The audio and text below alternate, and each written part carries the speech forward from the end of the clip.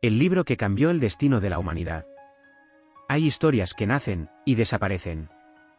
Hay relatos que pasan de generación en generación y se desvanecen. Pero hay un libro, un solo libro, que atravesó imperios, derribó fronteras, desafió a reyes, inspiró revoluciones y sostuvo la esperanza de millones durante más de 3000 años. Un libro que empezó cuando aún no había memoria. Un libro que habló cuando el mundo estaba en silencio. Un libro que, para algunos, fue dictado por Dios mismo. Y para otros, es la narración más poderosa jamás escrita. La Biblia. Hoy, te la contaré en pocos minutos. Pero no como un profesor, ni como un teólogo, ni como un sacerdote. Te la narraré como lo que siempre fue. Una historia épica. Una historia humana. Una historia que nos duele, nos levanta, nos inquieta y nos mira. ¿Por qué? Te pregunto. ¿Qué hace que un libro sobreviva milenios? ¿Qué fuerza puede llevar a pueblos enteros a dar la vida por una palabra escrita? ¿Qué verdad guarda un relato que cruzó mares, desiertos, guerras y persecuciones para llegar hasta ti? Atrévete a recorrer conmigo la historia más influyente que la humanidad ha conocido. La historia donde empezó el tiempo, donde se quebró la inocencia, donde nacieron héroes, profetas, reyes, traiciones, milagros, sangre, fuego y esperanza. La historia que, nos guste o no, dio forma al mundo que hoy habitamos. Esta es la Biblia en pocos minutos. El principio, creación, Edén, caída y primera humanidad. 1. Cuando no existía nada, excepto una voz. Antes del tiempo, no había tiempo. Antes del espacio, no había espacio. Antes de la materia, solo existía un silencio tan profundo que ni siquiera podía llamarse silencio. Y entonces, una voz. Una voz que ni nace ni muere, que no proviene de garganta alguna, una voz que simplemente es. No dice mucho. No grita. No recita. Solo pronuncia dos palabras. Hágase la luz. Y el universo despierta. Una explosión sin sonido. Una danza de fotones.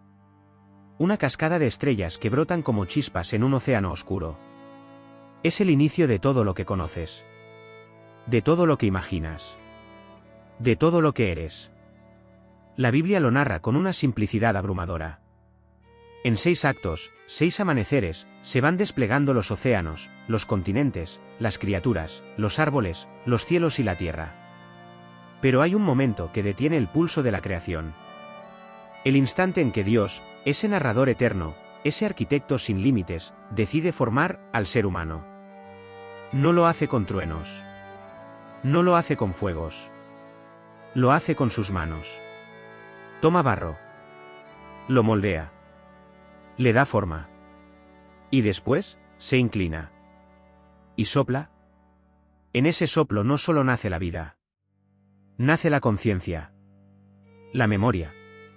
La imaginación. La libertad. La capacidad de amar y de destruir. Un soplo que, según la tradición, sigue corriendo en tus venas mientras escuchas esta historia. 2. El jardín del Edén, donde la tierra tocaba el cielo.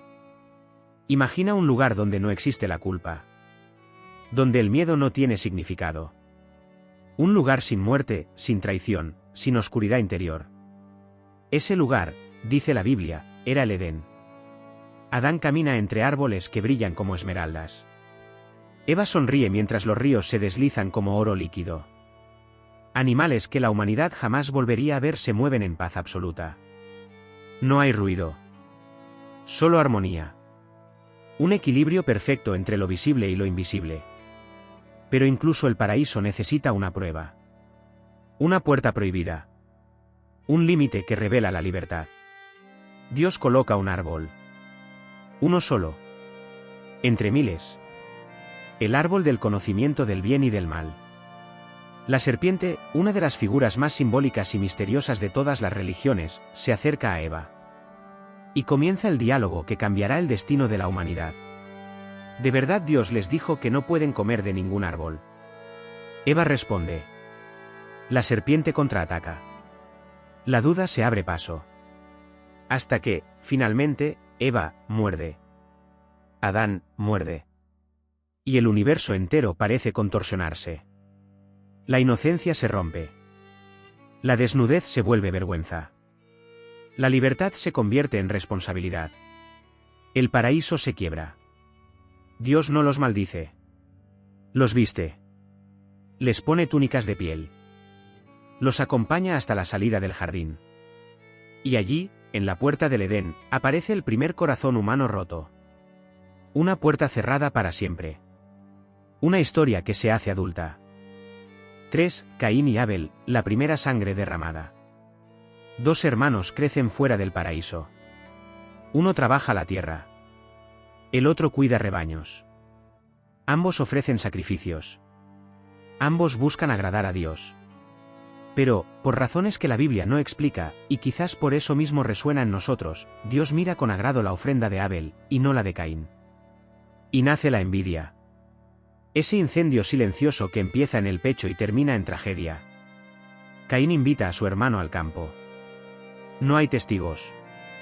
No hay palabras. Solo un golpe. Un segundo golpe. Y la tierra se mancha con la primera sangre humana de la historia. Dios pregunta: ¿dónde está tu hermano Abel? Caín responde: ¿acaso soy yo el guardián de mi hermano? Pero la sangre clama. La tierra. La historia. La humanidad entera vuelve a repetir esa escena cada vez que abandona al vulnerable, cada vez que la ira supera al amor. Aquí nace la violencia. Aquí nace el exilio. Aquí nace la historia humana tal como la conocemos. Llena de heridas, pero aún capaz de esperanza. 4. La primera humanidad, gigantes, caídas y la corrupción del mundo. Los descendientes de Caín y de Seth, otro hijo de Adán y Eva, pueblan la tierra. Nacen ciudades. Surgen inventos.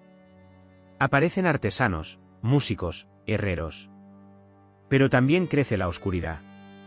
La Biblia describe un mundo que se llena de violencia y orgullo.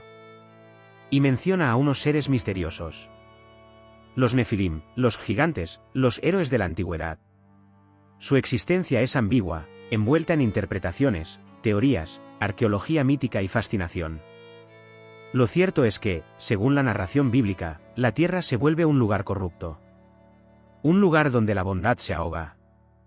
Un mundo que ha olvidado su origen. Y entonces, Dios decide empezar de nuevo. 5. Noé, el hombre que construyó una locura para salvar el futuro. En medio de la oscuridad, aparece un hombre justo. Noé. Dios le da una orden incomprensible. Construir un arca. Gigantesca. Desproporcionada. Una nave en tierra firme. Imagina la escena.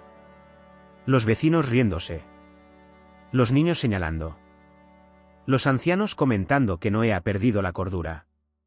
Pero él continúa. Martilla. Corta madera. Levanta estructuras que parecen imposibles. Porque hay fe. Y hay fe que desafía al mundo entero.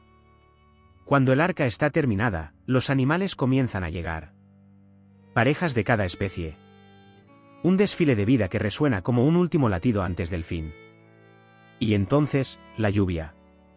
Una lluvia que no cae. Se desploma. Como si el cielo escupiera océanos enteros. 30 días.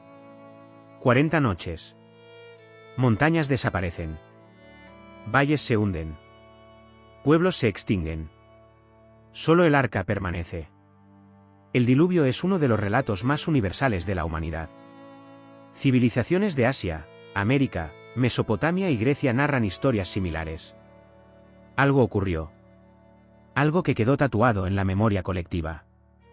Finalmente, el arca descansa sobre un monte. Las aguas retroceden. Y Noé suelta una paloma. La paloma regresa con un olivo. La vida vuelve a nacer. Y Dios hace un pacto. El arco iris. Una firma en el cielo. Una promesa eterna de que la destrucción nunca volverá a ser total. 6. La Torre de Babel, el día que las lenguas se rompieron. La humanidad vuelve a unirse. Hablan un solo idioma. Tienen una sola visión. Y deciden construir una torre. Una torre que toque el cielo. Una torre que les dé nombre, fama, inmortalidad. Pero toda construcción basada en el orgullo termina tambaleando. Dios confunde las lenguas. Uno habla. El otro no entiende. Uno pide piedra. El otro trae madera. La cooperación se rompe. La torre queda inconclusa. El sueño se derrumba. Y nacen las lenguas. Las culturas. Las naciones. La humanidad queda dividida. Pero también creativa, diversa, impredecible. El mundo se prepara para la siguiente gran etapa de la historia bíblica. La elección de un hombre que cambiará la identidad espiritual de millones. Abraham, Isaac, Jacob, José y el nacimiento de un pueblo. 1. Abraham, el hombre que escuchó una voz y se atrevió a dejarlo todo. Después del caos de Babel, la historia bíblica da un giro íntimo y humano. Ya no habla de multitudes ni de torres que desafían el cielo. Habla de una sola persona. Un hombre mayor, sin hijos, viviendo en una tierra pagana. Su nombre es Abraham. Una noche, mientras el viento sopla entre tiendas y desiertos, Abraham escucha una voz. Una voz que corta el silencio como un relámpago. La voz le dice: vete de tu tierra, de tu familia, a la tierra que yo te mostraré. No le dice a dónde. No le da mapa. No le promete riquezas inmediatas. Solo una promesa imposible. Haré de ti una gran nación. ¿Cómo se puede ser una gran nación, sin hijos? ¿Cómo se puede empezar una historia, cuando ya parece que estás en el final? Y sin embargo, Abraham cree. Cree contra toda lógica. Contra toda evidencia. Contra toda estadística. Y esa fe, esa valentía irracional que desafía el tiempo, será la raíz espiritual de judíos, cristianos y musulmanes. Abraham camina. Cruza desiertos interminables. Se expone a reyes, guerras, hambrunas, peligros. Todo por una promesa. Dios cambia su nombre.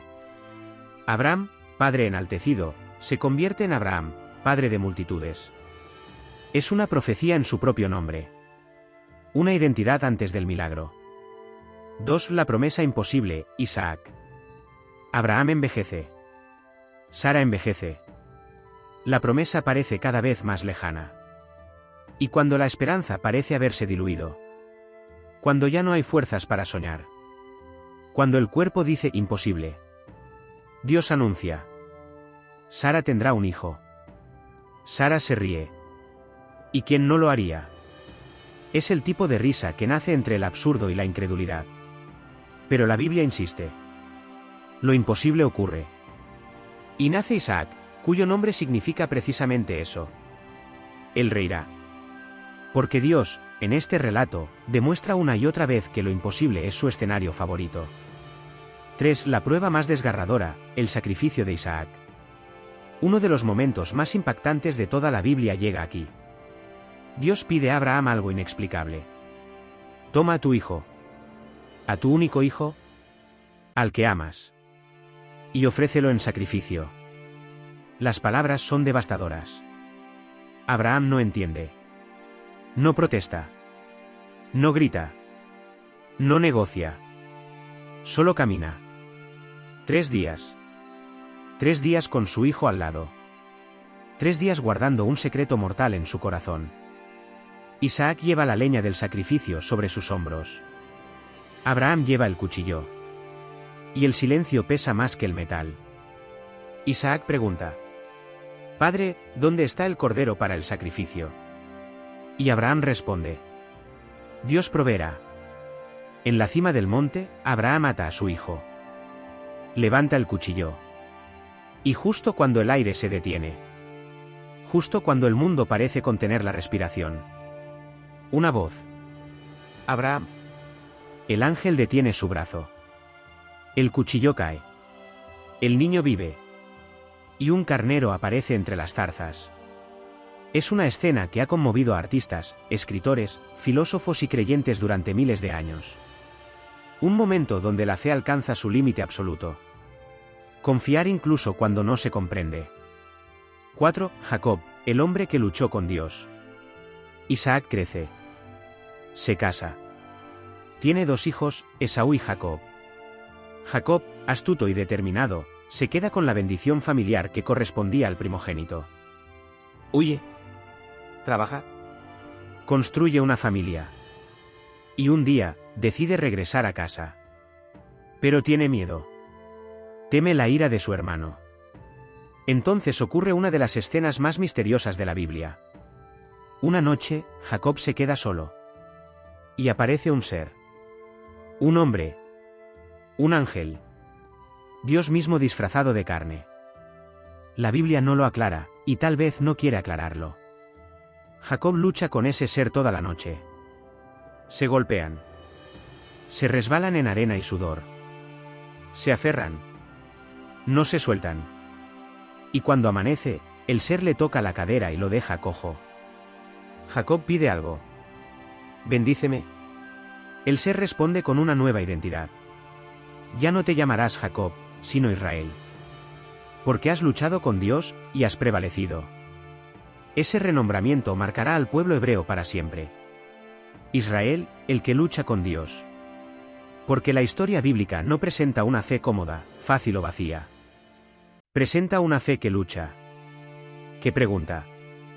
Que se quiebra, pero no abandona.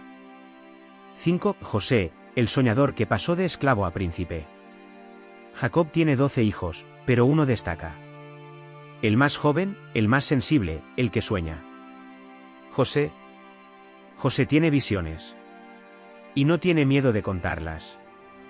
Sueña con espigas inclinándose ante él. Con estrellas que lo rodean. Con un destino que parece demasiado grande. Sus hermanos lo envidian. Lo odian. Lo venden como esclavo. José es llevado a Egipto. Pasa de propiedad a sirviente. De sirviente a acusado. De acusado a prisionero. Y allí, en la oscuridad de una celda, sigue soñando. Sigue interpretando sueños. Porque su don no depende de su libertad, sino de su fe. Un día, el faraón tiene una pesadilla que nadie puede resolver. José es llamado. Escucha. Analiza. Y revela el mensaje. Vendrán 7 años de abundancia, seguidos de 7 años de hambre. El faraón queda impresionado. Tanto, que nombra a José gobernador de todo Egipto. Segundo en mando. El esclavo se convierte en príncipe. La víctima se convierte en salvador. Cuando la hambruna llega, sus propios hermanos viajan a Egipto en busca de alimento. Ellos no reconocen a José. Pero él sí los reconoce a ellos. Y aquí ocurre uno de los momentos más emotivos de toda la Biblia. José llora. Llora tanto que los guardias lo oyen desde fuera. Y les dice: ustedes pensaron hacerme mal. Pero Dios lo transformó en bien. No hay venganza. No hay resentimiento. Solo perdón. Solo amor. Solo la conciencia de que la vida a veces nos rompe para convertirnos en algo mayor. La familia se reúne. Israel baja a Egipto. Y allí, en una tierra extranjera, nace la semilla de un pueblo que cambiará la historia del mundo. 6. Un pueblo que crece, en tierra ajena. Los descendientes de Jacob se multiplican.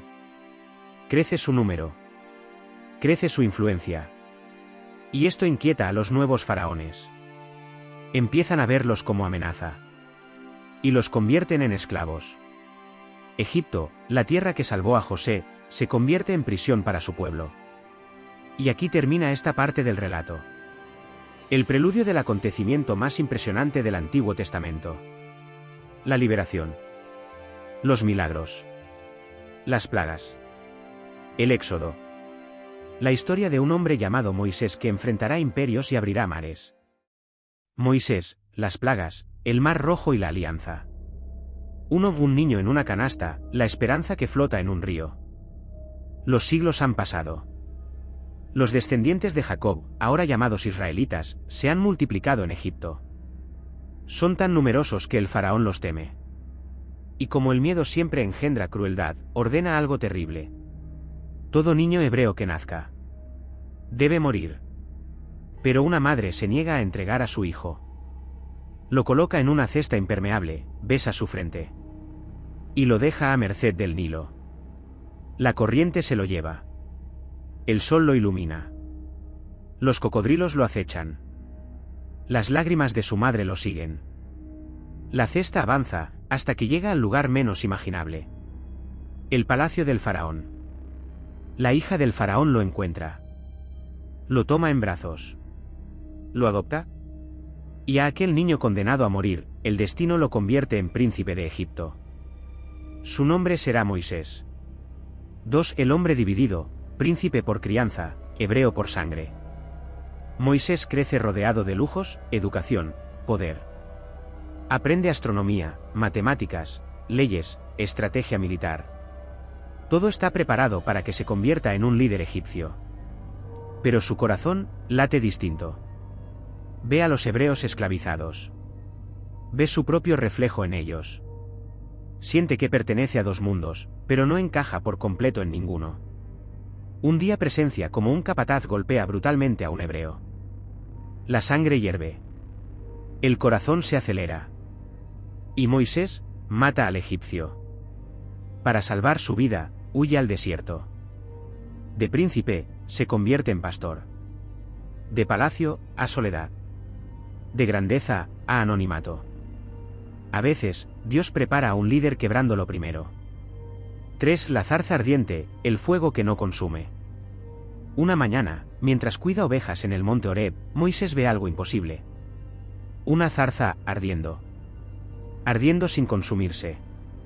Un fuego que no destruye, sino que revela. Se acerca. Una voz lo llama por su nombre. Moisés. Moisés. Él responde. Aquí estoy.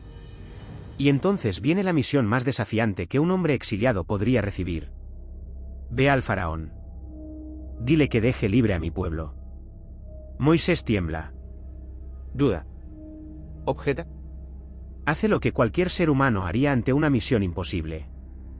¿Por qué yo? ¿Quién soy para enfrentar a un rey? ¿Y si no me creen? ¿Y si fracaso? Pero la voz le da una frase que marcará toda la historia judeocristiana. Yo soy el que soy. Un nombre que es más que un nombre. Un misterio. Una presencia. Un eco eterno. 4. Moisés regresa a Egipto, el desafío al imperio. Moisés vuelve. Ya no como príncipe, sino como profeta. Entra en el palacio, frente al faraón, y pronuncia la frase que retumbará por los siglos. Deja ir a mi pueblo. El faraón se ríe. Se burla. Se niega. Y entonces, comienzan las plagas. 5. Las 10 plagas, 10 golpes contra un imperio. Las plagas no son simples castigos. Son golpes directos a los dioses de Egipto. Mensajes simbólicos, espirituales, políticos y naturales. Cada plaga destruye un pilar del imperio. Una por una. El Nilo convertido en sangre. El río sagrado, se vuelve muerte, ranas invadiendo las ciudades. El animal símbolo de una diosa, se convierte en plaga, nubes de mosquitos moscas que cubren la tierra, pestes sobre el ganado, úlceras sobre hombres y animales, granizo mezclado con fuego, langostas que devoran todo, 3 días de oscuridad total. Como si Egipto perdiera el favor del sol. Cada plaga golpea más fuerte que la anterior. Cada una derrumba arrogancia, poder y control. Pero la última cambia el destino de la historia. 6. La muerte del primogénito, la noche más oscura. Dios ordena a los hebreos marcar con sangre las puertas de sus casas. La sangre de un cordero. Una señal. Un símbolo que siglos más tarde se transformaría en el corazón del cristianismo. Esa noche, un silencio sobrenatural cubre Egipto. Y la muerte recorre el país. Desde los palacios hasta las chozas. Todos los primogénitos mueren. El lamento del faraón se oye por toda la tierra. Y finalmente, golpeado y quebrado, grita: váyanse, lárguense. El pueblo hebreo sale. No como esclavos, sino como nación. Es el nacimiento de Israel como pueblo libre. 7. El Mar Rojo, el milagro que desafía la lógica. Sin embargo, el faraón se arrepiente. Arma carros, caballos, ejércitos. Y persigue a los hebreos. Los israelitas llegan al Mar Rojo. Frente a ellos, agua. Detrás, muerte. Alrededor, desesperación. Gritan. Dudan. Temen.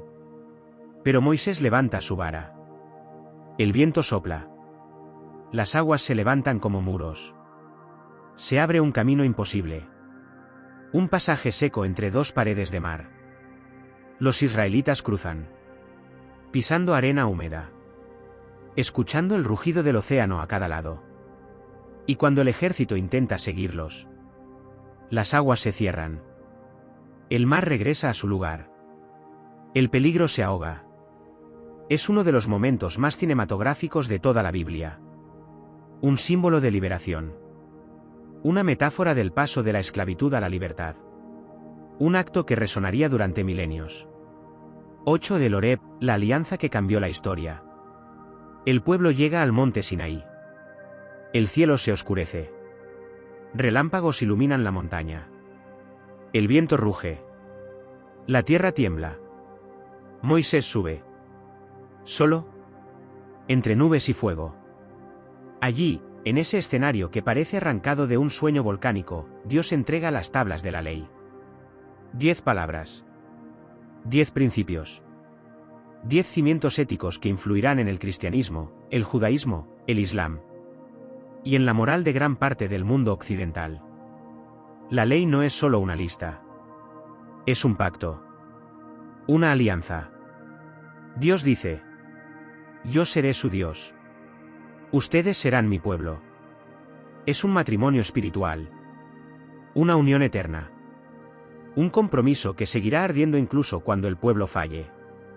9. El becerro de oro, la fragilidad humana. Mientras Moisés está en la montaña, el pueblo se desespera. Creen que ha muerto. Que los ha abandonado. Y vuelven a lo que el corazón humano sabe hacer cuando tiene miedo. Inventar ídolos. Derriten oro. Crean un becerro brillante. Se inclinan. Lo adoran.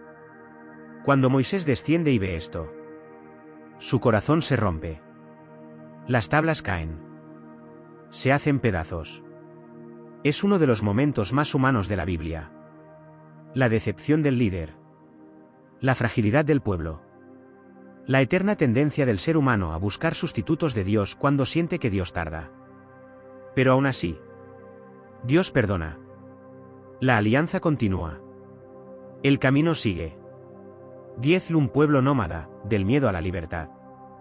Los israelitas no entran inmediatamente en la tierra prometida. Dudan. Desconfían. Se quejan.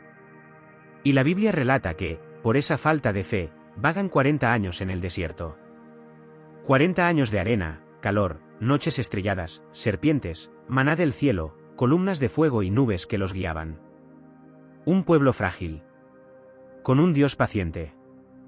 Finalmente, Moisés muere sobre el monte Nebo. Observando desde lejos la tierra prometida. Pero sin pisarla. La generación nueva, guiada por Josué, será la que entre. Y así termina esta parte épica. El mayor éxodo de la historia. La liberación de un pueblo que caminó dentro del viento y vio un mar abrirse ante sus ojos. Conquista, jueces y reyes, Saúl, David y Salomón. 1. Josué, el heredero del éxodo y el conquistador de la promesa. Moisés ha muerto. El líder que habló con Dios cara a cara ya no está. Y ahora, la enorme responsabilidad cae sobre los hombros de Josué, un guerrero valiente, disciplinado, intenso.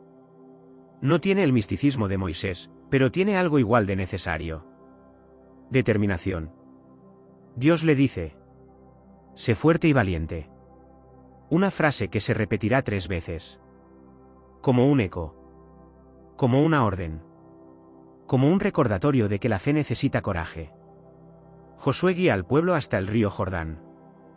Y allí, ocurre un nuevo milagro. El agua se detiene. El cauce se abre. Los israelitas pasan en seco. Ya no es el Mar Rojo. Es otro paso. Otro umbral. Otra marca que les dice: esta tierra les pertenece. 2. Jericó, la ciudad que cayó sin un solo golpe.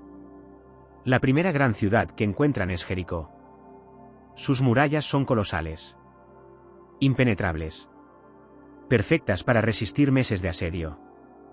Pero Dios instruye una estrategia que ningún general sensato aceptaría: marchar alrededor de la ciudad, una vez al día, durante 6 días. Y al séptimo día, 7 vueltas. Ni flechas, ni arietes, ni fuego. Solo trompetas. Solo obediencia. Y cuando los sacerdotes soplan las trompetas y el pueblo grita al unísono, las murallas se desploman. Cae una ciudad invencible, no por violencia, sino por fe. Una imagen que quedó tatuada en la historia de Occidente, en el arte, la música, el cine y la espiritualidad. El pueblo avanza, conquista, se establece, y comienza una nueva etapa: la era de los jueces.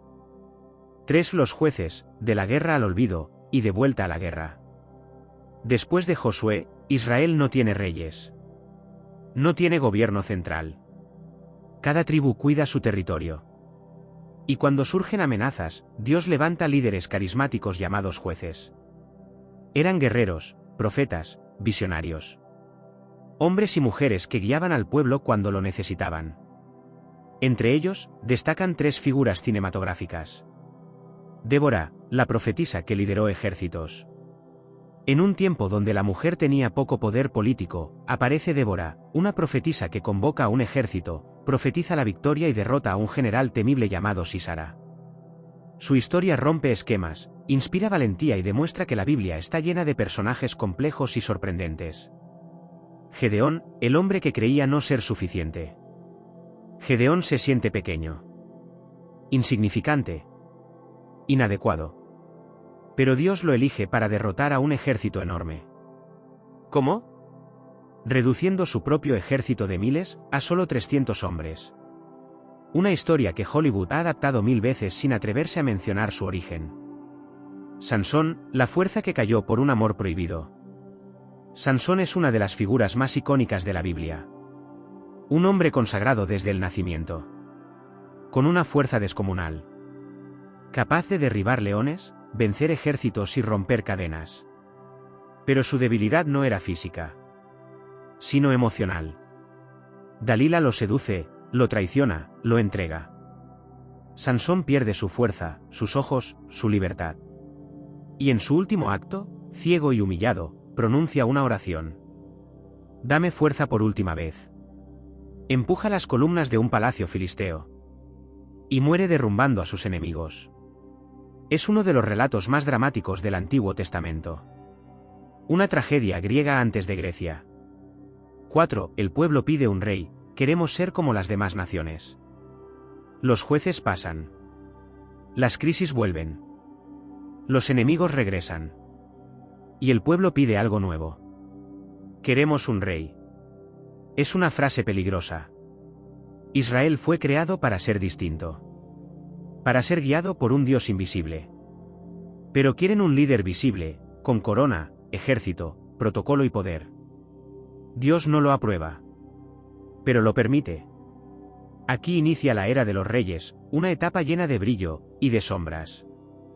5. Saúl, el rey elegido por apariencia, no por corazón.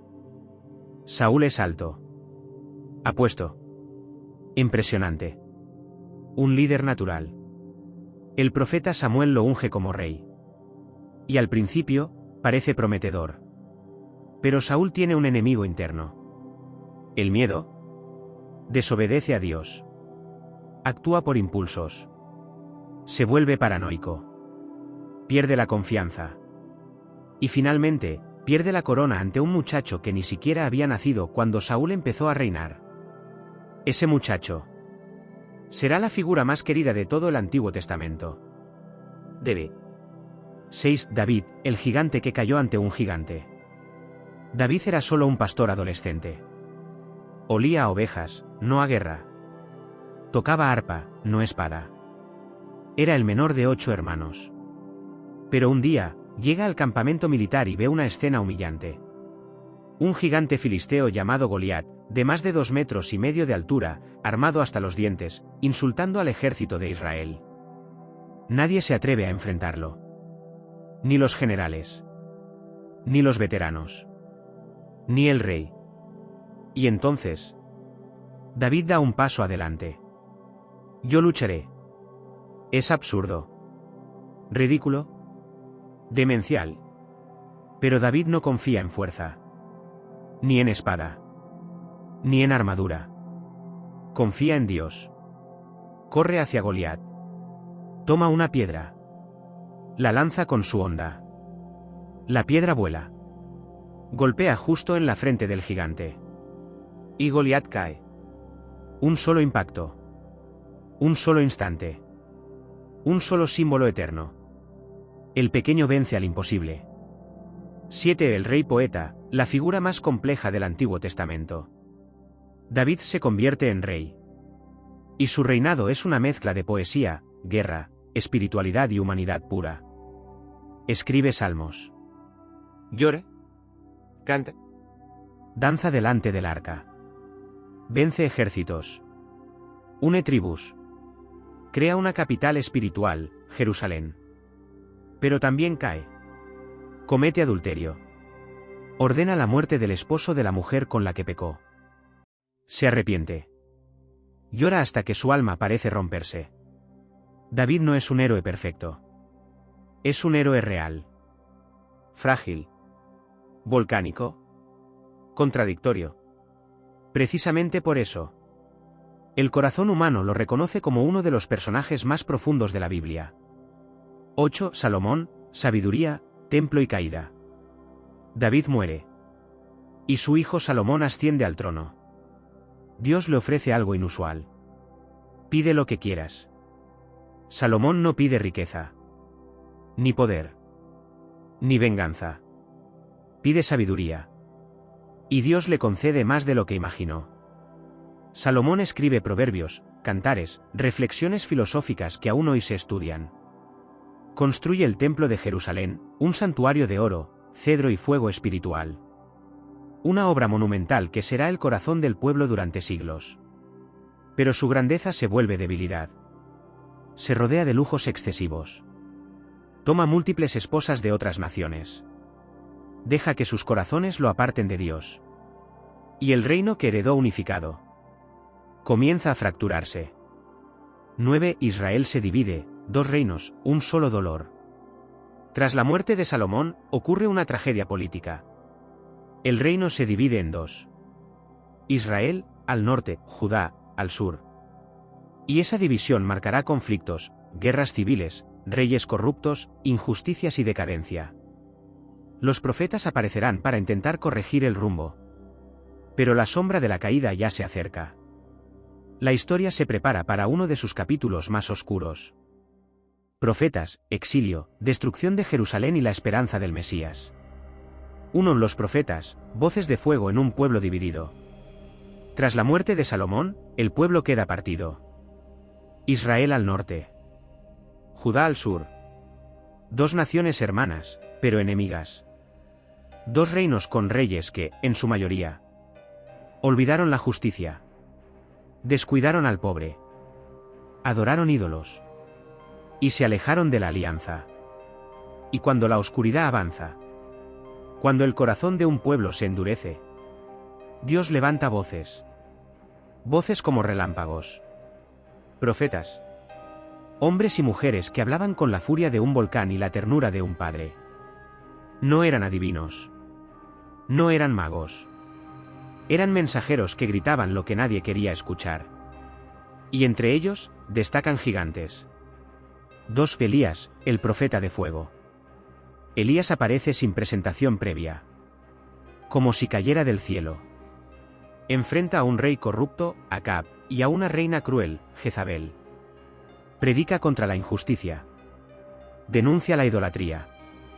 Y un día, se da una escena que parece sacada de la más épica superproducción cinematográfica. El desafío en el Monte Carmelo. Elías sube al monte. Los profetas de Baal, 450 hombres, lo rodean. El pueblo observa. Elías propone una prueba. Que el Dios verdadero responda con fuego. Los profetas de Baal gritan, danzan, se cortan, imploran. Pero no ocurre nada. Elías ora. Solo una vez. Y entonces, el fuego cae del cielo. Quema el altar, la madera, las piedras, el agua. Todo. La montaña tiembla. El pueblo cae al suelo. Elías queda marcado como uno de los profetas más poderosos de toda la historia bíblica. Más tarde, será llevado al cielo en un torbellino de fuego, sin experimentar la muerte. Un misterio que resonará 1000 años después, cuando alguien llamado Jesús aparezca en escena. 3. Eliseo, milagros, compasión y humanidad. Discípulo de Elías, Eliseo realiza milagros que parecen sacados de una novela fantástica. Multiplica aceite para una viuda, devuelve la vida al hijo de una mujer sunamita, purifica aguas envenenadas, sana a un general extranjero, Naamán, de lepra hace flotar un hacha en un río. Es un profeta cercano, humano, compasivo. Su vida demuestra que la espiritualidad no siempre viene acompañada de fuego, sino también de ternura. 4. Isaías, el poeta del Mesías. Isaías es quizás el más trascendental de todos. Habla de justicia social, de esperanza, de la santidad de Dios. Pero sobre todo, anuncia la llegada de un Mesías. Sus palabras atraviesan siglos, profetizando a un personaje misterioso. Un niño nacerá, será llamado admirable, consejero, Dios fuerte, por sus heridas fuimos sanados, nacerá de una virgen, un siervo sufriente cargará las culpas del pueblo. Isaías no describe solo un rey terrenal, sino una figura eterna. Un salvador. Una luz en medio de la devastación. Y esas profecías resonarán con fuerza cuando un niño nazca en Belén siglos después. 5. Jeremías, el profeta que lloraba. Jeremías no es como Elías. No hace caer fuego. No invoca milagros. Jeremías, llora. Llora por su pueblo. Llora por la corrupción. Llora por lo que está por venir. Es llamado el profeta llorón, pero su llanto no es debilidad. Es sensibilidad. Es compasión. Es la tristeza del que ama profundamente y ve que sus palabras no bastan para detener la tragedia. Jeremías advierte una y otra vez. Si no cambian, Jerusalén caerá. Pero nadie escucha. Nadie cambia. Nadie quiere escuchar la verdad cuando la verdad duele. 6. De Ezequiel, el profeta de visiones imposibles. Si Isaías es el poeta y Jeremías es el corazón herido, Ezequiel es el visionario. Ve ruedas dentro de ruedas. Seres con múltiples rostros. Tronos rodeados de fuego y cristal. Un valle lleno de huesos secos que reviven. Imágenes que hoy inspiran arte futurista, literatura fantástica y estudios teológicos. Ezequiel es el profeta del exilio. El que habla en un tiempo en que todo lo sagrado parece perdido. 7. Oseas, Amós, Miqueas, voces que claman por justicia. Los profetas menores, llamados así por la extensión de sus libros, no por su importancia, son una colección de voces que denuncian la injusticia social, la corrupción, el abuso del poderoso, el olvido del pobre. Hablan de un Dios que detesta la opresión. De un Dios que exige misericordia, no rituales vacíos. De un Dios que escucha el clamor del vulnerable. Son textos que resuenan hoy tanto como entonces. 8. El desastre anunciado, el exilio de Israel. El reino del norte, Israel, cae primero. El imperio asirio invade, destruye, deporta. 10 tribus desaparecen. Las tribus perdidas de Israel se convierten en uno de los mayores misterios históricos. 9. Babilonia llega, la caída del reino de Judá. Judá resiste un poco más. Pero no lo suficiente. El rey Nabucodonosor, líder del poderoso imperio babilónico, llega a Jerusalén. La rodea. La sitia.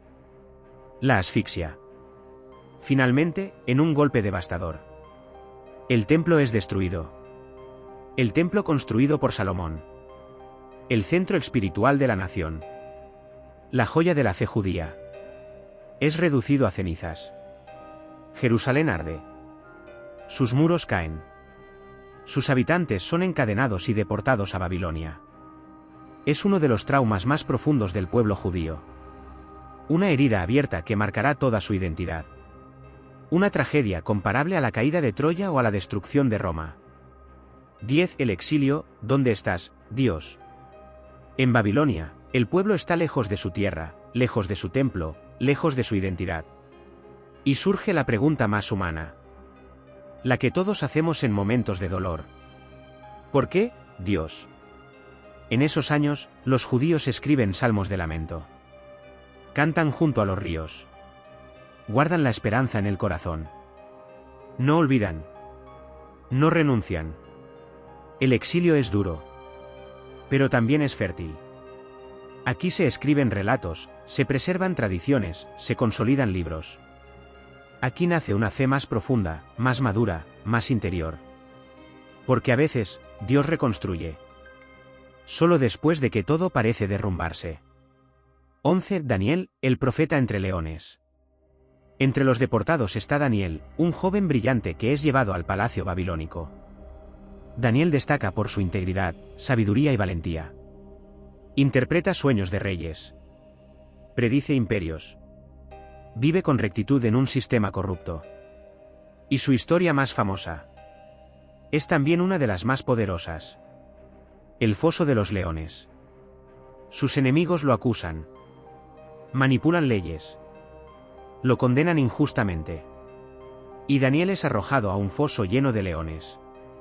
Una noche completa entre garras, colmillos y rugidos. Una noche donde la muerte parece inevitable.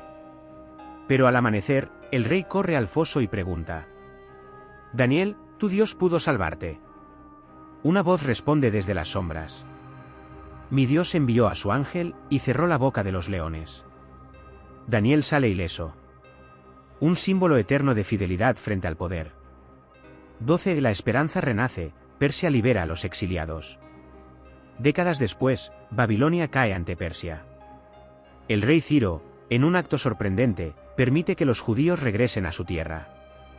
Reconstruyen Jerusalén. Reconstruyen el templo. Reconstruyen su identidad. Pero algo más profundo ha nacido. La esperanza de un Mesías. Un rey. Un Salvador. Un siervo que sanará, liberará, restaurará. Todos los profetas apuntan hacia él. Toda la historia converge en un punto. Toda la narrativa se prepara para el momento más grande de la Biblia.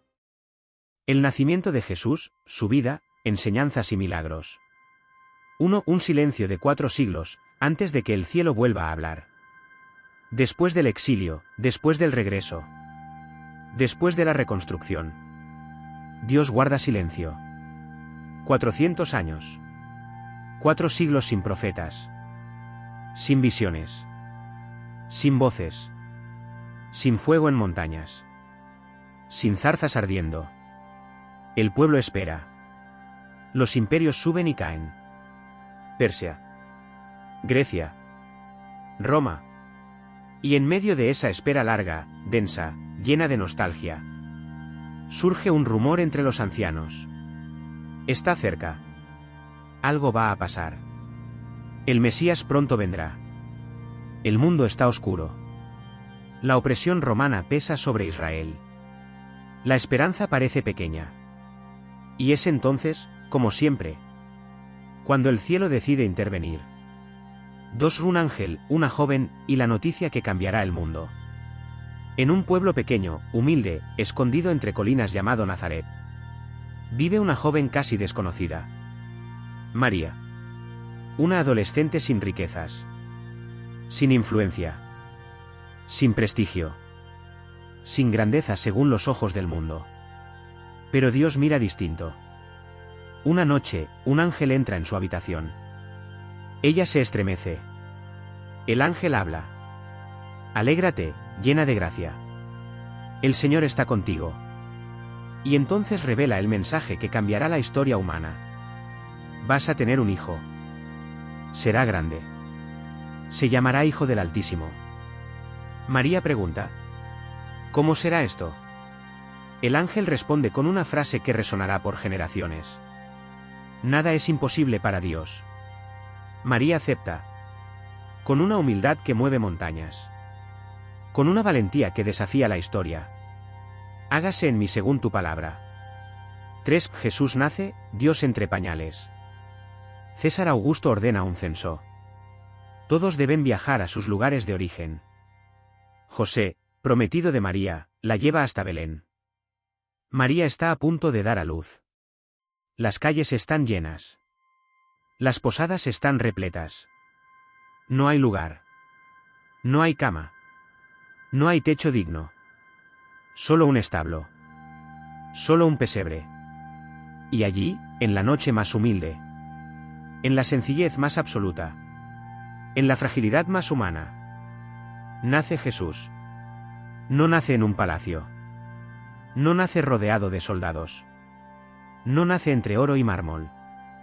Nace entre animales. En un establo. Arropado en un pesebre, el lugar donde comen los animales. Y el cielo no se contiene. Una estrella aparece. Más brillante que todas.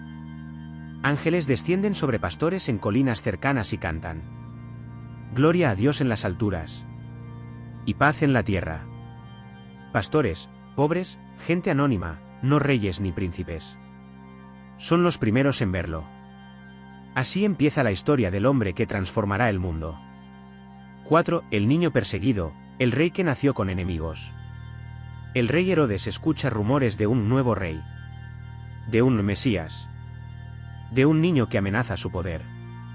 Y decide matarlo. Ordena asesinar a los niños de Belén. Una tragedia que tiñe de sangre el inicio del Evangelio. Pero José recibe un sueño. Dios lo advierte. La familia huye a Egipto, repitiendo el antiguo patrón bíblico. Jesús empieza su vida como refugiado. Como perseguido. Como exiliado. Y esta imagen será clave para entender su misión. Jesús siempre estuvo del lado del vulnerable. 5. El joven carpintero, 30 años de silencio. Jesús crece en Nazaret. Aprende el oficio de José. Trabaja la madera. Ríe. Come. Duerme. Juega.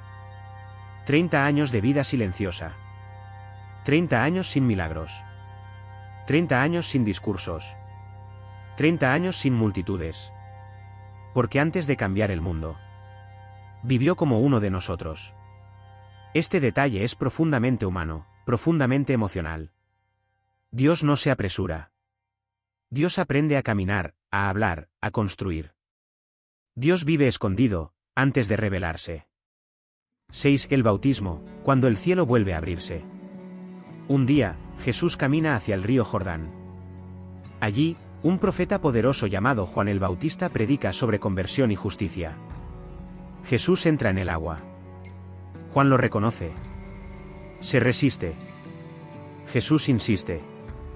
Y cuando Jesús sale del río, el cielo se abre. Una voz poderosa dice: Este es mi Hijo amado. Y sobre él desciende una paloma, símbolo del Espíritu Santo. Aquí empieza su misión. Aquí inicia la obra que cambiará el rumbo de la humanidad. 7. Las tentaciones, el desierto y el silencio. Después del bautismo, Jesús va al desierto. 40 días sin comer. 40 días con frío, calor, soledad. Y allí, aparece la sombra. La tentación. Se le ofrecen poder, gloria, riquezas, fama. Jesús rechaza todo. No toma atajos. No busca reinos humanos. No se convierte en tirano. Elige el camino más difícil. El camino del amor. 8. Un rabí distinto, Jesús rompe los moldes. Jesús comienza a predicar. Pero no enseña como los demás. Los rabinos citan a otros maestros. Jesús habla con autoridad propia. Una autoridad que conmueve, irrita, libera y provoca. Sus palabras no son teoría. Son vida. Habla de amar al enemigo, perdonar siempre, poner la otra mejilla, buscar a los perdidos, defender al pobre, cuidar al marginado, mirar el corazón, construir la paz. Su mensaje es tan radical que hasta hoy sigue resultando incómodo, desafiante, revolucionario. Jesús no funda una religión. Jesús funda un movimiento de compasión. 9. Los milagros, Dios tocando heridas humanas. Jesús recorre aldeas, montañas, mares, ciudades. Y donde pasa, algo ocurre. La historia se enciende. El dolor retrocede. La esperanza florece. Sana leprosos, que eran los excluidos de la sociedad. Devuelve la vista a los ciegos. Hace caminar a paralíticos. Libera a atormentados. Multiplica panes y peces. Calma tormentas que amenazan barcos. Camina sobre el agua mientras sus discípulos tiemblan. Resucita muertos, como a Lázaro, su amigo. Cada milagro es un mensaje. Jesús no solo cura cuerpos. Cura dignidades. Cura almas. Cura historias. Él toca lo que nadie tocaba. Se acerca a quienes nadie quería. Defiende a quienes todos despreciaban. Jesús hace algo que cambió para siempre la ética del mundo. Pone en el centro a los olvidados. 10. Los discípulos, 12 hombres que no estaban preparados. Jesús escoge a 12 compañeros. No escoge sabios, ni nobles, ni académicos. Escoge pescadores, recaudadores de impuestos, gente común. Hombres impulsivos, miedosos, torpes, apasionados. Jesús no elige a los perfectos. Elige a los disponibles. Y con ellos camina, enseña, llora, ríe, come, viaja. Les muestra un camino nuevo. Pero ese camino tendrá un precio alto. 11. La oposición, el escándalo de un amor sin fronteras. Los líderes religiosos se sienten amenazados. Roma observa con sospecha. El pueblo está dividido. Unos lo aman. Otros lo temen. Otros lo quieren silenciar. Jesús rompe normas sociales. Come con pecadores. Habla con mujeres. Abraza a enfermos. Cuestiona hipocresías. Perdona culpables. Llama hermanos a los pobres. ¿Esto qué genera? Admiración. Pero también odio. Jesús establece un reino, sí. Pero uno que no se alcanza con espadas, sino con justicia, compasión y verdad. Y quienes viven de la injusticia, quieren detenerlo. 12. El Hijo del Hombre camina hacia su destino. Jesús sabe que su mensaje lo llevará a la muerte. Y aún así, continúa. Viaja hacia Jerusalén, la ciudad que mata profetas. Entra montado en un burro, entre palmas y gritos de alegría. Pero esa alegría pronto se oscurece. En el templo, denuncia abusos. Enseña parábolas que critican la hipocresía del poder. Celebra una última cena con sus discípulos. Y se prepara para el final más doloroso y más glorioso de toda la historia. La pasión, muerte, resurrección y la expansión del cristianismo. 1. La última cena, la noche donde se sembró la esperanza. Es jueves. El aire de Jerusalén está tenso, pesado, afilado como una sombra que presiente tragedia. Jesús se reúne por última vez con sus 12 discípulos. Quieren celebrar la Pascua. Pero Jesús sabe que esa noche algo más grande está por comenzar. Toma pan. Lo parte. Y dice: esto es mi cuerpo, que será entregado por ustedes. Toma una copa. La ofrece. Y añade: esta es mi sangre, que será derramada. Ellos no entienden. No pueden entender. Jesús les lava los pies como un siervo. Y les da un mandamiento nuevo. Ámense los unos a los otros, como yo los he amado. La humildad desarma. El amor desconcierta. La ternura del gesto queda grabada en la historia humana. Pero fuera, en la noche, la traición ya ha comenzado. 2. Getsemaní, el peso del mundo sobre los hombros. Jesús va a un huerto llamado Getsemaní. Es de noche. Las estrellas brillan, silenciosas. Los discípulos duermen, cansados. ¿Y Jesús? ¿Ore? No ora como un héroe invencible. Ora como un hombre que tiembla. Que siente miedo. Que carga un peso insoportable. Dice: Padre, si es posible, que pase de mí esta copa. Pero no se haga mi voluntad, sino la tuya. Es un momento profundamente humano. Jesús no es indiferente al dolor. No es de piedra. Llora, suda sangre, tiembla. Pero sigue adelante. Porque el amor, cuando es auténtico, no huye. 3 Judas, el beso que costó 30 monedas. La noche se abre. Se oyen pasos. Antorchas. Espadas. Guardias. Al frente viene Judas, uno de los 12. Su amigo. El que comió con él. El que escuchó sus palabras más íntimas. Y con un beso. Lo entrega. Un beso. El gesto más tierno convertido en puñal. La traición más famosa de la historia. Jesús es arrestado. Sus discípulos huyen.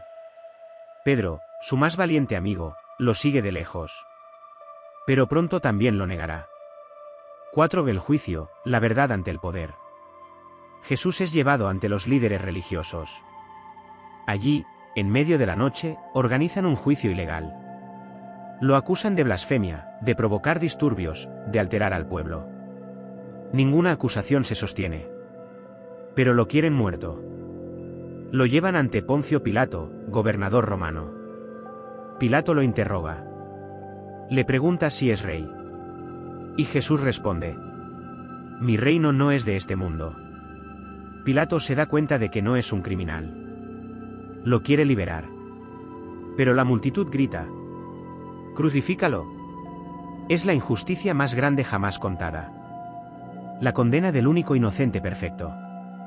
5 La flagelación, la carne hecha llaga. Jesús es azotado. Golpes rompiendo piel. Fustas cargadas de metal rasgando carne. La espalda convertida en un mapa de heridas. Le colocan una corona de espinas. Cada espina perfora su frente. Lágrimas y sangre se mezclan. Le visten con un manto púrpura. Para burlarse de él como un rey.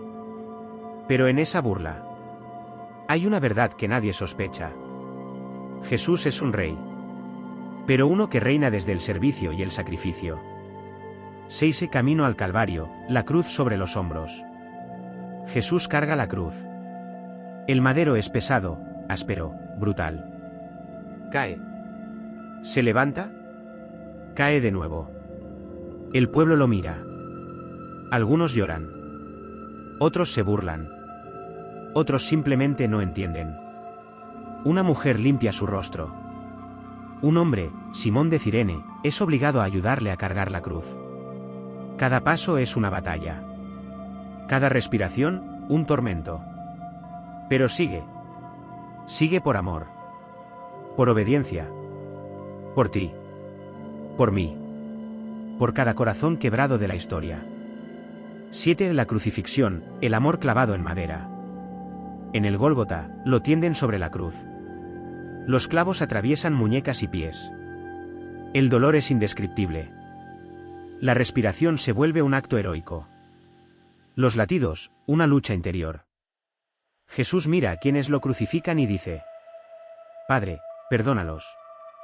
Porque no saben lo que hacen. Perdona en el momento más cruel. Ama cuando todos odian. Bendice cuando otros maldicen. Le prometen burla. Si eres el Hijo de Dios, baja de la cruz. Pero Jesús no está allí para salvarse. Está allí para salvar. El cielo se oscurece. La tierra tiembla. Los animales callan. Las piedras se agrietan. Jesús grita: Dios mío, ¿por qué me has abandonado? El grito más humano de Dios. El grito que conecta su dolor con el tuyo. Y finalmente: consumado es. Inclina la cabeza. Muere. La tierra guarda silencio. Un silencio pesado, profundo, desgarrador. 8 El sepulcro, la noche que parecía final. Su cuerpo es bajado. Lo envuelven en lienzos. Lo colocan en una tumba prestada. Una gran piedra sella la entrada. Roma piensa que lo ha silenciado. Los líderes religiosos creen que lo han eliminado. Los discípulos sienten que perdieron al maestro. Parece el final. Pero la historia aún no ha dado su giro más sorprendente. 9. La resurrección, la explosión de luz que lo cambia todo. Es domingo. Amanecer. El cielo está apenas encendido. Un grupo de mujeres, las más valientes, las que nunca abandonaron, van al sepulcro para ungir su cuerpo. Pero la piedra está movida. La tumba está vacía. Un ángel les dice: ¿por qué buscan entre los muertos al que vive? Él no está aquí. Ha resucitado. Las mujeres corren. Los discípulos dudan. Pedro llega. Entra. Ve los lienzos. Nadie entiende. Hasta que Jesús mismo se aparece. A María Magdalena. A los discípulos de Emaús. A Pedro. A los 12. A más de 500 personas. Jesús está vivo. No es un fantasma. Come con ellos. Abraza. Sopla paz. La resurrección es la piedra angular del cristianismo. La victoria sobre la muerte. El triunfo de la luz sobre las tinieblas. El nuevo comienzo para el mundo. 10. La misión: vayan por todo el mundo. Jesús se despide diciendo: yo estoy con ustedes todos los días. Hasta el fin del mundo. Y les da una misión inmensa. Llevar esperanza, perdonar, sanar, anunciar buenas noticias, construir un reino de paz y justicia. Después, sube a los cielos. Los discípulos lo ven elevarse. Asombrados. Llenos de miedo y de fuego. 11. Pentecostés, el nacimiento del cristianismo. 10 días después, en Jerusalén. Un viento recio llena la casa donde los discípulos oran. Lenguas de fuego se posan sobre ellos. El Espíritu Santo los conduce. Hablan con valentía. Con poder. Con convicción. Ese día, 3.000 personas creen. Ese día, nace la Iglesia. No nace en templos. No nace en palacios. Nace en casas. En calles. En corazones transformados. 12. La expansión, de Jerusalén a los confines del mundo. Pedro predica con fuego. Juan con ternura. Santiago con fuerza. Pero hay un hombre que cambiará el rumbo de la historia. Pablo de Tarso. Antes perseguidor. Después apóstol. Antes enemigo. Después defensor. Antes oscuridad. Después luz. Pablo viaja, predica, escribe cartas, funda comunidades, sufre naufragios, persecuciones, cárceles. Gracias a él, el cristianismo deja de ser un movimiento local y se convierte en un mensaje universal. 13. Mártires, la fe que vence al miedo. Roma persigue a los cristianos. Los encierra. Los tortura. Los arroja al circo, a fieras, a fuego. Pero no renuncian. No traicionan. No abandonan. Sus muertes inspiran. Su valentía contagia. Su fe enciende la historia. Hasta que un día, el emperador Constantino se convierte. Y el cristianismo pasa de perseguido a aceptado. Y después, a convertirse en la fe de un imperio. De los apóstoles al mundo moderno, como la Biblia moldeó la historia hasta hoy. 1. Después de los apóstoles, la llama que no se apagó. Los apóstoles mueren uno a uno. Pedro crucificado en Roma, Pablo decapitado, Andrés, Tomás, Santiago, la mayoría mueren como mártires. Solo Juan, el discípulo amado, llega viejo. El enemigo creía que matando a los líderes acabaría el mensaje. Pero ocurrió lo contrario. Cuanto más perseguían al cristianismo, más crecía. ¿Por qué? Porque la fe no se transmite con espadas, sino con vidas transformadas. Y la Biblia ya estaba en manos, memorias y corazones. 2. La Biblia se expande, oralidad, pergaminos, copias manuscritas. Durante siglos, la Biblia fue un tesoro escrito a mano. Copiada por monjes, preservada en monasterios, escondida en épocas de guerra, protegida por comunidades que arriesgaron la vida para custodiarla. No era simplemente un libro. Era un fuego que debía mantenerse vivo. Los monjes medievales pasaban horas copiando cada línea con devoción casi artística. Sabían que estaban preservando una luz para generaciones futuras. Gracias a ellos, la Biblia sobrevivió a invasiones, incendios, saqueos, epidemias, destrucción de imperios. La palabra continuó, incluso cuando los imperios desaparecieron. 3. Constantino, la fe que conquistó al imperio. En el siglo IV, un hecho inesperado cambia la historia para siempre. El emperador Constantino se convierte al cristianismo. Y de repente, la fe perseguida se convierte en fe protegida. Se abren templos. Se difunden textos. Los obispos se reúnen. Se consolidan libros. Se crean credos, estructuras, liturgias. La Biblia se vuelve el corazón espiritual del Imperio Romano. 4. La caída de Roma, la Biblia como refugio en el caos. Roma cae en el siglo V. Europa entra en una época oscura, caótica, violenta. ¿Pero qué mantiene el orden, la cultura, la identidad espiritual? Los monasterios. Los copistas. Los cristianos que guardan la palabra. En tiempos donde casi todo se derrumba, la Biblia se convierte en un faro. 5. La Edad Media, catedrales como Biblias de piedra. Los siglos pasan. Europa se llena de catedrales inmensas. Vidrieras que narran historias bíblicas. Pinturas que capturan pasajes. Esculturas que cuentan parábolas. La Biblia, para una población mayormente analfabeta, no era un libro. Era una experiencia visual. Cada vitral mostraba a Moisés, a David, a Jesús, a María. Cada campana llamaba al pueblo a recordar una historia eterna. Cada misa tejía de nuevo una narrativa común. La Biblia unió a pueblos enteros. Dio identidad. Inspiró leyes. Moldeó valores. Definió espiritualidad. 6. El Islam y la Biblia, dos caminos que dialogan. En el siglo VII nace el Islam. El Corán reconoce a Abraham, a Moisés, a Jesús, a María. Comparte raíces, historias, personajes. 3 religiones, judaísmo, cristianismo e islam.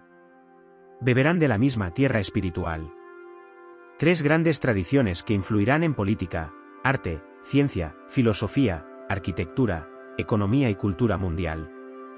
Gran parte de la historia humana, con sus alianzas y conflictos, se tejió alrededor de estas narrativas bíblicas. 7. La imprenta, la Biblia se convierte en un libro para todos. Siglo XV. Johannes Gutenberg inventa la imprenta. ¿Y cuál es el primer libro que imprime? La Biblia. Este hecho revoluciona el planeta. La palabra se masifica, ya no depende de copistas, ya no está solo en monasterios, llega a hogares, a ciudades, a aldeas, inspira alfabetización, despierta movimientos espirituales, provoca revoluciones intelectuales. La Biblia empieza a cambiar el mundo a una escala jamás vista. 8. La Reforma, el libro que sacudió Europa. Siglo XVI. Martín Lutero clava sus tesis en Wittenberg. El cristianismo se fractura. Nacen nuevas denominaciones. Luteranos, calvinistas, anglicanos. Y todo gira alrededor de la Biblia. La traducción a lenguas comunes rompe monopolios y abre la puerta a la libertad religiosa, la conciencia individual, la educación masiva. Europa entera cambia. El mundo cambia. La historia cambia. 9. La Biblia en América, África, Asia, una expansión global. Durante los siglos siguientes, la Biblia viaja. A América con exploradores, misioneros y migrantes, a África con movimientos espirituales y nuevas iglesias, a Asia con imprentas y traducciones locales. Hoy la Biblia está en más de 3.600 idiomas. Completa o en partes. Es el libro más traducido, más leído, más estudiado. y más influyente del planeta. 10. El arte, música, cine, literatura, la Biblia como fuente infinita.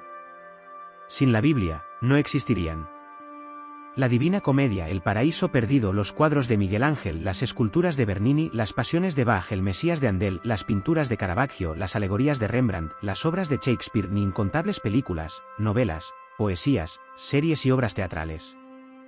La Biblia ha moldeado estéticas, mitologías, símbolos, metáforas, expresiones, conceptos. Incluso si no te das cuenta. Está en el lenguaje. En el cine. En los libros. En las canciones. En las ideas de justicia. En los valores sociales. En la filosofía occidental. 11. La Biblia en la modernidad, ciencia, ética y derechos humanos. La Biblia inspiró hospitales, universidades, movimientos científicos, reformas sociales y la idea revolucionaria de que todos los seres humanos tienen dignidad. A partir de su mensaje nacieron la abolición de la esclavitud, movimientos de derechos civiles, instituciones de caridad, defensa del pobre, ayuda al marginado, protección de la infancia. Incluso quienes no creen en Dios viven en un mundo donde la ética bíblica dejó huellas profundas. 12. ¿Y hoy? Un libro antiguo en un mundo moderno. Hoy vivimos rodeados de pantallas, tecnología, velocidad. Pero la Biblia sigue presente. En funerales, bodas, películas, discursos, canciones, redes sociales, debates, aulas, vidas quebradas buscando esperanza. ¿Por qué? ¿Por qué un libro tan antiguo sigue siendo tan actual? Porque no habla solo del pasado. Habla del corazón humano. De sus heridas. De sus miedos. De su deseo de ser amado. De su búsqueda de sentido. La Biblia no envejece. Porque el alma humana tampoco cambia. 13. De Génesis al Apocalipsis, la historia que nos lee. El último libro de la Biblia, Apocalipsis, no es un libro de terror. No es solo catástrofe. Es esperanza. Un cielo nuevo. Una tierra nueva. Un mundo sin lágrimas. Sin muerte. Sin injusticia. Un final donde el amor vence. Donde la luz triunfa. Donde la historia completa se cierra con una promesa. Yo hago nuevas todas las cosas. La Biblia empieza con un jardín. Y termina con una ciudad llena de luz. Empieza con una humanidad expulsada. Y termina con una humanidad restaurada. Es un círculo perfecto. Una narrativa completa. Una historia que te abraza desde el principio hasta el final. El libro que nunca termina. Después de recorrer miles de años. Ascensos y caídas. Reyes y profetas. Milagros y exilios. Cruces y resurrecciones. Nos queda una pregunta. ¿Por qué la Biblia sigue viva? Porque no es solo un libro que lees. Es un libro que te lee a ti. Te mira. Te interpela. Te confronta. Te abraza. Te pregunta. ¿Quién eres? ¿Qué buscas? ¿Qué te duele?